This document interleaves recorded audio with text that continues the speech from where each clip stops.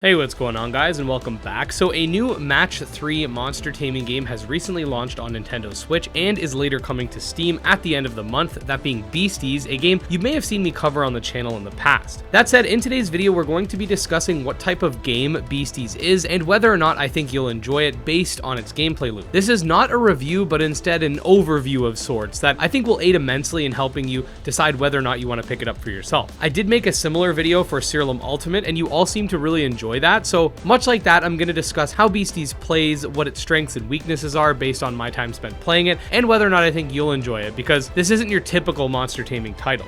Anyways, let's dive in.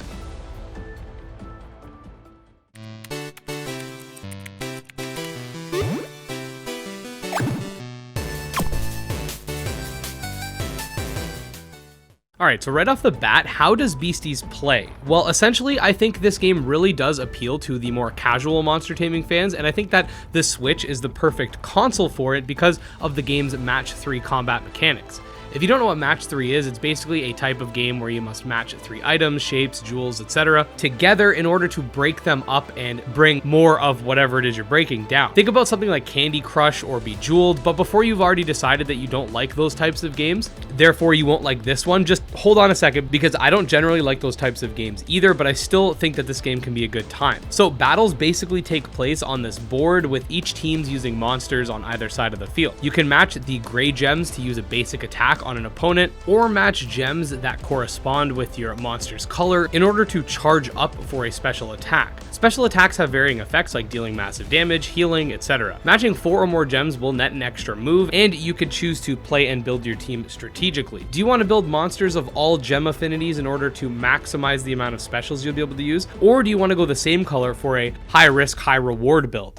You can also play to deprive your enemies of gems as well, and honestly, I think this in general makes the game quite tactical. Over to the overworld mechanics, the game does use these admittedly kind of funny looking head pods, but the environment does look really clean. I would say it gives off those mobile game vibes, which honestly, I do think that mobile platforms would have been a massive advantage for this game, as it could more easily appeal to the Match 3 crowd. Anyways, the game pretty much all revolves around this hub area where you can go to start new quests, upgrade your beasties, buy items, repair your pickaxe, which is used to mine, and more. My biggest critiques with this game are that movement does feel a little bit slow, and you have to backtrack quite a bit, using said slow movement to repair that pickaxe that admittedly breaks quite often. The battle system and the thought put into it, however, is very unique and does set it apart from other monster taming games in the genre, instead of the typical turn-based combat we oftentimes see. While it might not be for everyone, I do think that those looking for something different, even without being fans of Match 3 games, will find something fun here. So if you're looking for a fun, casual experience to play on the go, I think Beasties can fill that role, but if you're looking for a hardcore RPG with tons of complexity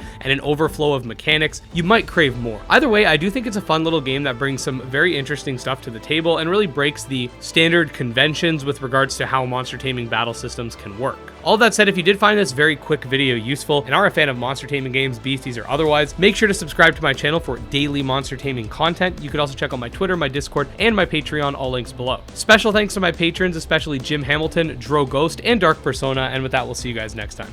Peace.